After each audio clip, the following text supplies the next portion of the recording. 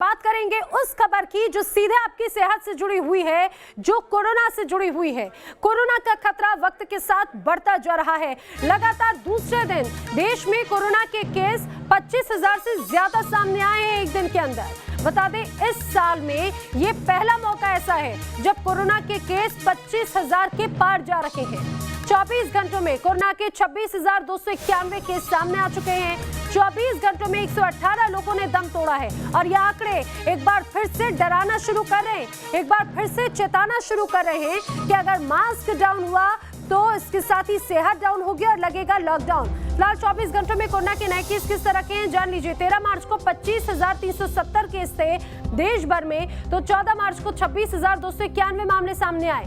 सिर्फ महाराष्ट्र की अगर बात करें, कल तक 15,602 मामले सामने आए थे और 14 मार्च को 16,602। मान के चलिए महाराष्ट्र सबसे ज्यादा एक बार फिर से कोरोना के मामले को लेकर ये कहा जाए एपिक सेंटर बन चुका है। दिल्ली में 419 एक दिन में मामले सामने आए थे 13 मार्च को, तो 14 मार्च को 407 मामले देखने को मिले।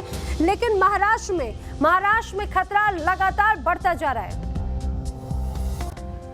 महाराष्ट्र में 16,000 से ज्यादा मामले 24 घंटों में सामने आए। सबसे ज्यादा जो कोरोना बम है, कोरोना ब्लास्ट है, वो नागपुर में देखने को मिल रहा है। बता दें, नागपुर में जिस तरह से अब यहाँ पे मामले बढ़े, उसको ध्यान में रखते हुए लॉकडाउन लगा दिया गया है।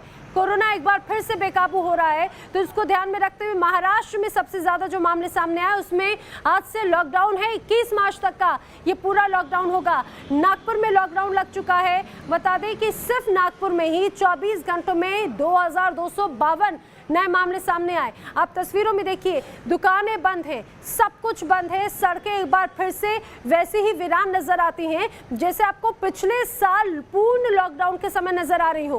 हालांकि अभी भी लगातार प्रशासन लोगों से सतर्क रहने की बात कर रहे हैं। हमें अब लगातार सख्ती भी बढ़ती जा रही है कि मास्क लगाइए, अगर मास्क नहीं लगाया जाएगा तो सख्त कार्रवाई की जाएगी।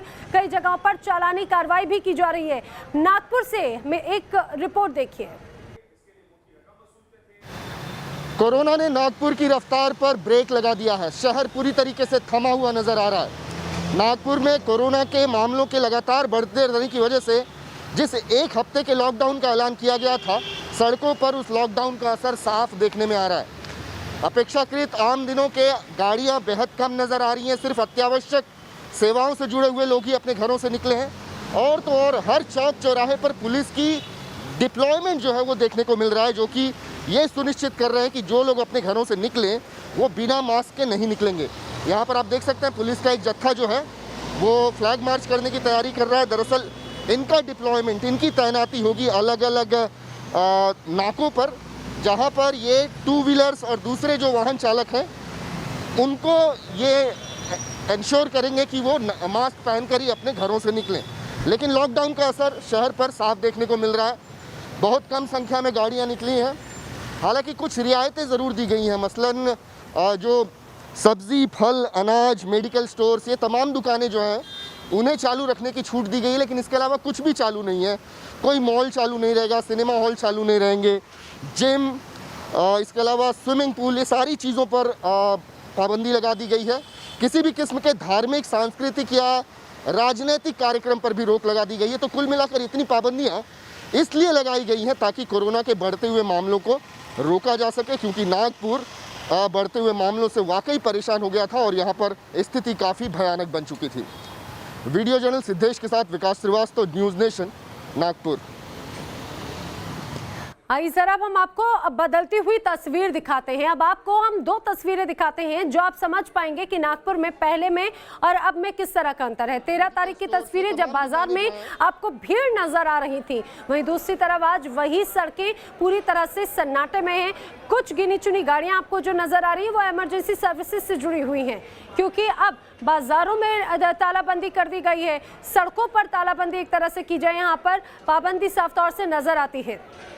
लेकिन एक बार फिर से कोरोना बेकाबू हो रहा है। इसको लेकर किस तरह से तैयारियां हैं, क्या एहतियात बरते जा रहे हैं, जान लेते हैं। मेरे सहयोगी मेरे साथ में जुड़ रहे हैं। नागपुर से विकास श्रीवास्तव हैं मेरे साथ में, मुंबई का हाल बताएंगे पंकज मिश्रा, पटना से रजनीश सिन्हा मेरे साथ में है। लेकिन सबसे पहले मैं विकास आपका रुख करना चाहूंगी। आपकी हमने रिपोर्ट तो देखी किस तरह से यहाँ पर अब सड़कें फिर से वीरान नजर आ रही हैं। ये कहा जाए कि आज से जो प्रभाव है वो इसका नजर आएगा। किस तरह से लॉकडाउन लगाया जा रहा है, पालन किस तरह से किया जा रहा है और लोगों के लिए क्या गाइडलाइंस हैं?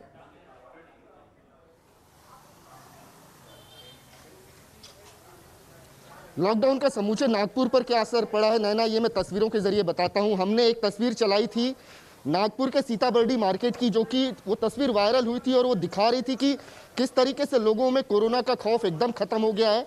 बाजारों में उड़ी भीड़ जो है वो सोशल डिस्टेंसिंग के नियमों की धज्जियां उड़ाती नजर आ रही थी। लेकिन आज वही मार्केट, सीताबर्डी का ये मार्केट, जहां तक नजर जाती है लोगों की संख्या बेहद कम नजर आती है। यहाँ पर बियाबान सन्नाटा पसरा हुआ है। दुकानें लगातार बंद है क्योंकि किसी भी किस्म की दुकान को खुले रहने की छूट नहीं दी गई है। सिर्फ सब्जी, फल, अनाज और इसके अलावा इक्का दुक्का दुकानें और मेडिकल स्टोर्स को रियायत मिली है कि वो खुली रहेंगी।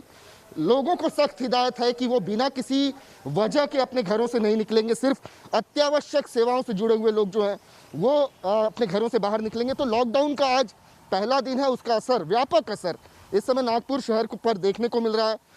रफ्तार जो है नागपुर की पूरी तरीके से थम सी गई है। किसी भी किस्म के धार्मिक, सांस्कृतिक या राजनीतिक कार्यक्रमों पर रोक लगा दी गई है। और तो और मैं शहर के दूसरे इलाकों में भी गया था, वहाँ पर मैंने देखा हर चौक चौराहे पर पुलिस की तैनाती है। पुलिस जो है वो हर 4 व्हीलर को, 2 व्हीलर को रोक रही है। जिन्होंने मास्क नहीं पहने उन पर दंडात्मक कार्रवाई की जा रही है, उनके चालान काटे जा रहे हैं।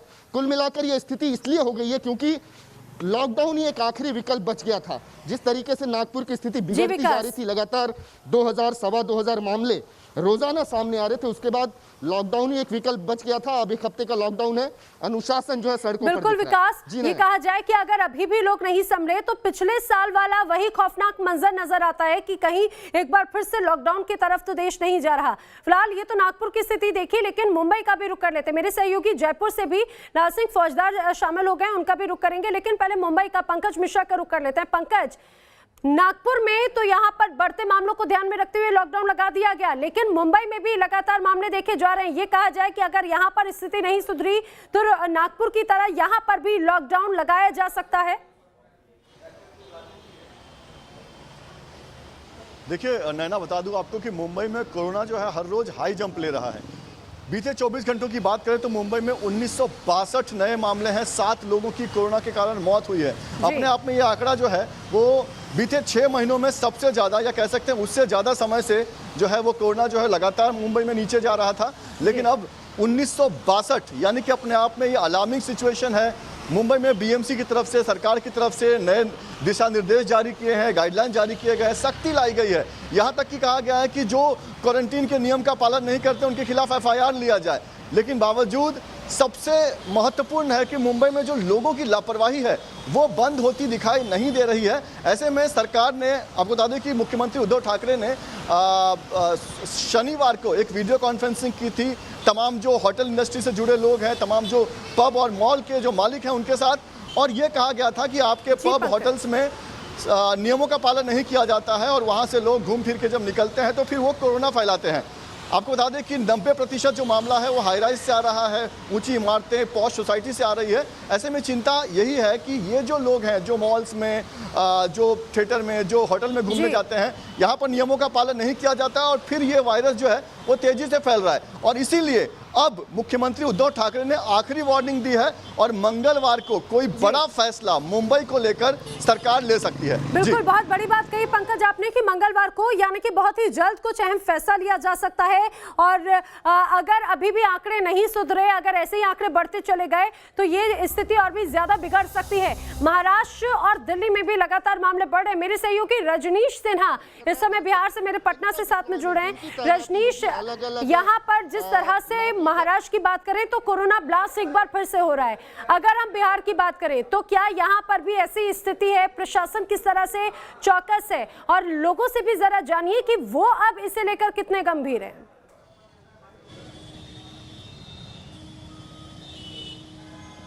देखिए नाना, तस्वीरें अपने आप में सब कुछ कहती है। बिहार में लगातार केसेस सामने आ रहे हैं, फिर से एक्टिव केसेस के नंबर्स बढ़े हैं, मगर लोग बेखौफ हैं। मैं जहाँ पर खड़ा हूँ, आप देखिए ट्रैफिक, कितनी हेवी ट्रैफिक यहाँ पर है, तो लोग निकल रहे हैं और वो बिल्कुल बेपरवाह निकल रहे हैं। आप देखिए, लोगों को इस बात का अंदेशा है कि यहाँ केसेस बढ़ रहे हैं। भाई एक मिनट रुकना।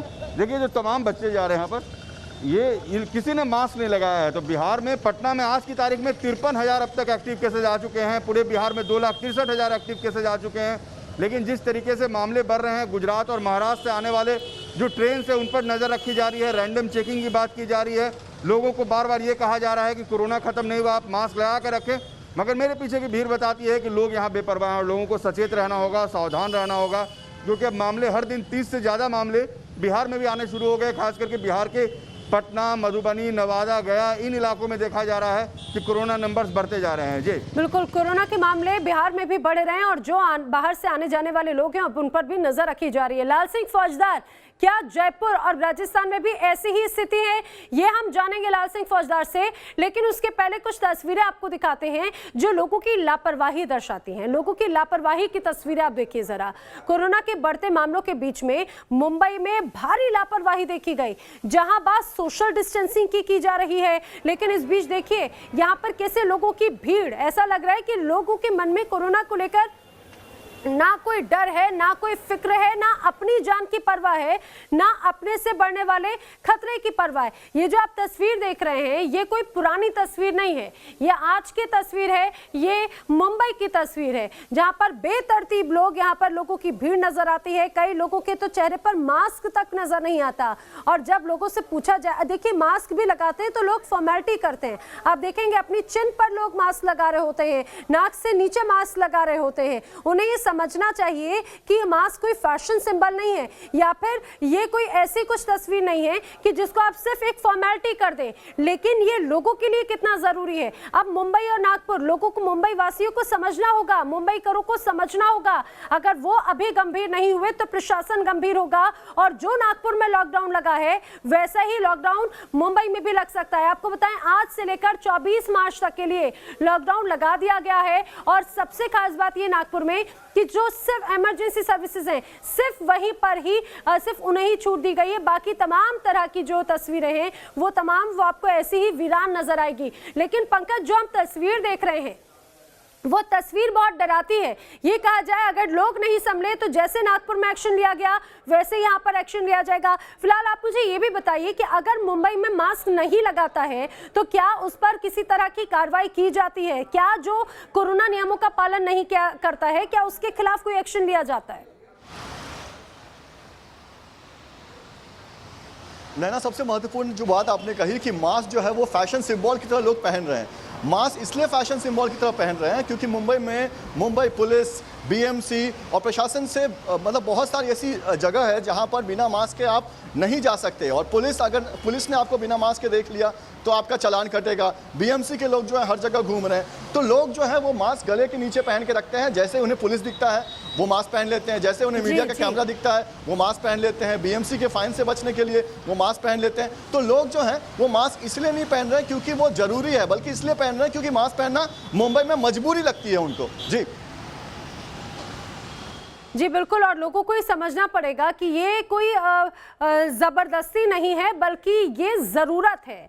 और लोग अगर इस जरूरत को समझे तो कोरोना से जंग आसानी से जीती जा सकती है। लेकिन लोगों की लापरवाही खतरा बढ़ा रही है, ये लापरवाही की तस्वीरें लगातार दिखा रहे हैं। तो कोरोना की रफ्तार एक बार फिर से बढ़ती हुई नजर आ रही है। नागपुर में तो लॉकडाउन लगा दिया गया। मेरे तमाम सहयोगी मेरे साथ में मौजूद है। फिलहाल रुक करेंगे सीधे जयपुर का, जान लेते हैं लाल सिंह फौजदार से। लाल सिंह फौजदार, यहाँ पे कोरोना की रफ्तार कैसी है? प्रशासन की क्या सख्ती, क्या गाइडलाइंस हैं? देखिए नैना, अगर राजस्थान की बात करें तो जिस तरह के हालात अन्य प्रदेशों में बन रहे हैं, कोई बड़ी बात नहीं, आने वाले कल में राजस्थान में भी इस तरह की तस्वीर आपको देखने को मिल जाए। क्योंकि लगातार यहाँ सोशल डिस्टेंसिंग की पालना नहीं हो रही है, महज खाना पूर्ति हो रही है मास्क के नाम पर। और सबसे बड़ी बात देखिए नैना कि लगातार जिस तरह के केसेज यहाँ बढ़ रहे हैं उनकी संख्या आप देखिए, राजस्थान में अब तक 3,22,669 मामले सामने आ चुके हैं, 2,790 मौत हो चुकी हैं। और फिलहाल जब हम मान के चल रहे हैं कोरोना कम हो गया है, 2,453 एक्टिव केस राजस्थान में हैं, जिनमें अकेले जयपुर में 481 केस हैं। और नैना एक तरफ देखिए आम जनी लापरवाही नहीं है, प्रशासन और चिकित्सा विभाग भी लापरवाह होता हुआ दिख रहा है। जी। अभी एक ऑर्डर पास किया था चिकित्सा विभाग ने कि तमाम 6 राज्यों से, केरल, महाराष्ट्र, मध्य प्रदेश, गुजरात, इन राज्यों से आने वाले लोगों की जांच की जाएगी, कोरोना नेगेटिव सर्टिफिकेट लिया जाएगा, इसके लिए टीमें लगाई जाएंगी। लेकिन जी, लाल महज सिंह। खाना पूर्ति हो रही है, केवल एक टीम बस स्टैंड पर, एक टीम रेलवे स्टेशन पर है, एक टीम एयरपोर्ट पर है, बाकी कहीं किस तरह की कोई भी ना तो सख्ती है ना पुलिस की कार्रवाई नजर हो रही है। यानी कि कहीं ना कहीं नैना ऐसा लग रहा है कि आमजन के साथ चिकित्सा विभाग भी जी, लाल सिंह। लापरवाह होता जा रहा है, बावजूद इसके कि लगातार सीएम आगाह बिल्कुल कर लाल रहे सिंह, हैं। सबसे ज्यादा चिंता की बात तो यही है कि लोग तो तभी गंभीर होंगे जब प्रशासन सख्त होगा। प्रशासन की सख्ती नागपुर में नजर आ रही है। विकास, जरा आप ये बता दीजिए कि इस लॉकडाउन के दौरान किन चीजों में छूट दी गई है ताकि लोग समझ पाएं लॉकडाउन किस तरह का है।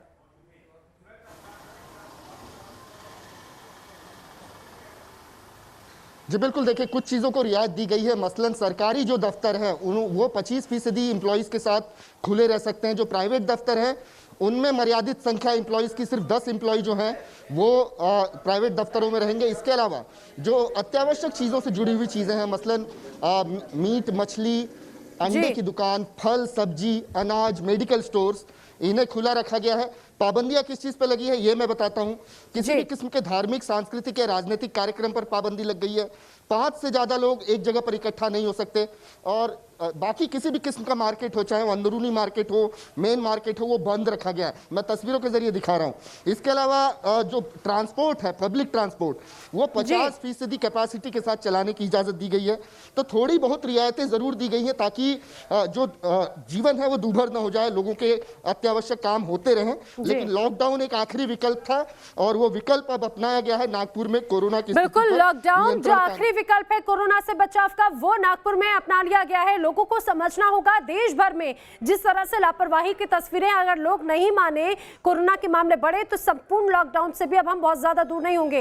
मेरे साथ में आप तमाम सहयोगी जुड़े, आप सभी का शुक्रिया। रजनीश, पंकज, लाल सिंह फौजदार और विकास श्रीवास्तव।